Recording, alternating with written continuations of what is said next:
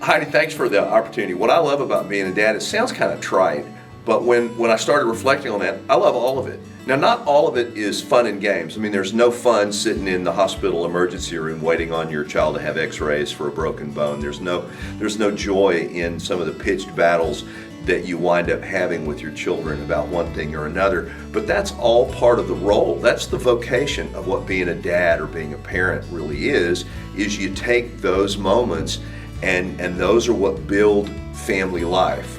The stuff that's not much fun, the stuff that's really hard, that's part of the vocation. And I think that's the second thing I would say is that Martin Luther, the old German monk from the 16th century, said that the noblest vocation is parent, because to the bosom of parenthood, God entrusts souls to be raised up into salvation, to raise up into the knowledge and love and service of Jesus Christ. And there is nothing I do that touches the future like being a father.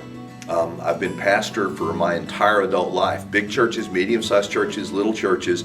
Nothing I've ever done as a pastor touches the future like what I do as father to my 3 daughters. So I love all of it, and I touch the future in a way that I cannot anywhere else.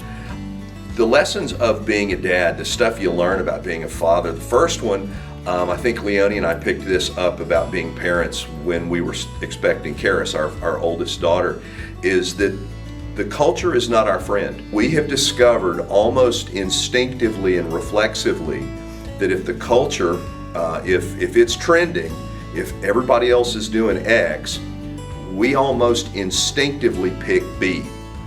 We get as far away from that as we can, and we've almost never been wrong on that. Second lesson, and this one's hard for, I think, parents to learn, and it's especially hard for older siblings to learn, is that every child is different. I have 3 daughters. They are just that different from one another in terms of personalities and interests and skills and gifts. They're all ours, but they're all very different, and every child requires an adaptive, learning kind of mom and dad to be there for them. In that sense of every situation is not going to be the same for every child. So those would be the first 2. The third one I think is even more important, is again I have to go back to that crazy old German monk who said that every father and mother is already consecrated bishop, priest, bishop, and pope to their child, for it's them that make them acquainted with the gospel. I leave no greater legacy in this world, and I give my kids no greater legacy than faith and a life of learned faithfulness and demonstrated faithfulness to Jesus Christ.